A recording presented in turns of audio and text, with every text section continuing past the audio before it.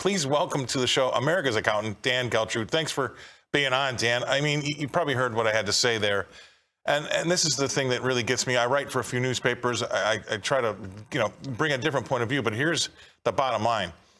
Not only are they paying higher, I mean, look, 7.5% CPI, you know it's more than that, all right? But that's the admitted rate, right? That's what they're actually admitting to. Not only are mom and pop paying for that, look what they're doing at the gas pump. Look what they're doing at their breakfast tables. Now we're going to start to raise interest rates on them. I mean, and it's not their fault. It has nothing to do with them. And that's my problem. Mom and pop are going to be in the crosshairs, and it had absolutely nothing to do with them. Yeah, they're definitely in the crosshairs. Scott, listen, I wish it was 1982, to be honest with you, for a lot of reasons. But one reason would not be because of the inflation. So for us to go 40 years back and be looking at a number at 7.5%, and as you just said, if they're saying it's 7.5%, it's actually much higher than that. And I think that people are absolutely feeling that across the board. Whether it's 7.5% or 10.5%, whatever it is, it's too high. That's why you're seeing Joe Biden have such terrible approval numbers. That relates to people's frustrations in they may be making more, they may be working more, but they're not getting more because their dollars just don't go as far. And that is a terrible formula and a terrible feeling for the American people to have right now. You have to slow everybody's roll for a second, right? And I say this all the time on my radio show, but if we're looking at a real, say, CPI, consumer price index, I want to make sure all the viewers know what that is, of 7.5%. That's what the world really views as the inflation number, right? That's the one we keep battering about. But if that means that, say, everything is 7.5% more expensive, that means that if you're making $100,000, if you're lucky enough to make $100,000, you need to have a raise up to $107,500, correct? That would make you equal with the price rises that you're seeing every day, just getting to and from work and eating. But the problem is that we've seen some of these recent numbers come out, and we've only got wages up about 4.5%. I haven't really seen anything higher than that. Maybe there has been something that came out, but it's around 4.5%. I'll even round up and give it to them for, give them 5. You're still out 2.5%. You are actually worse off than you were before all this inflation started back a year ago when we had inflation, levels of 1.4%. So that's another problem. I mean, yes, your wages have gone up, but there's no way that they can keep up, or at least at this moment in time, with an inflation number. So that is why people have to be furious, because every day, every week, every month, they're getting poorer by the minute. That's exactly true. And another way to look at this, Scott, is to say we already know inflation is a tax, right? So I'm the accountant here, and this is how I'm looking at it.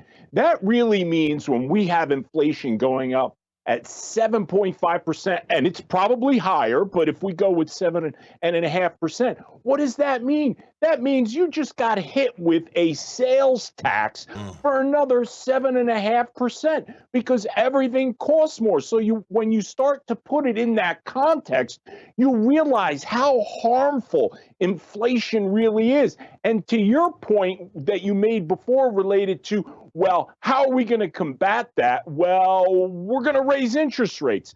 Okay, now we raise interest rates. Does that really solve the problem? We know it's going to have a negative impact upon the stock market.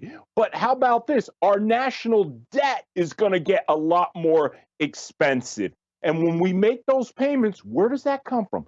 Tax dollars. Right. So dare I say taxes may be going up, Scott? Well, here's the deal. Look, this is what bothers me, Dan, is it's mom and pop that are paying for all this, and it just doesn't have anything to do with them.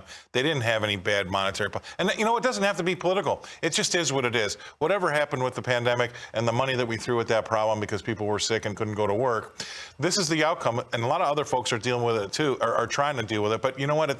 We can't really pretend that we're going to be able to raise interest rates and carve out inflation and take care of it without hurting everything else. So now I'm paying more at the pump. I'm paying more at the table to eat. I'm going to have to pay more taxes for the new policy that we're going to have, and you're going to raise interest rates on me. I might have a bank that's got a floating rate loan. I mean, where's the relief? This is what I want to know. That guy that almost lost his pizza joint because he got shut down in 2020, where's the relief for that guy who's just coming out of things and we're going to start raising interest rates on him? There is no relief. And I hate to be the bearer of bad news because you know what the number one challenge is that small businesses, these mom and pop businesses, which is really the heart of American capitalism, right? You know what they're really feeling? They can't get anyone to work. And they're actually being squeezed, not just by large corporations who can pay more. So whatever workers are available, they're grabbing them up as quickly as they can. They're also being squeezed by the federal government. Why? Because the federal government and state governments, by the way, are trying to push up that minimum wage, which makes it completely not affordable for small businesses to be able to pay those wages. And they can't pass it along to consumers. So literally everybody is ganging up on the mom and pop businesses. I mean, it's a David and Goliath.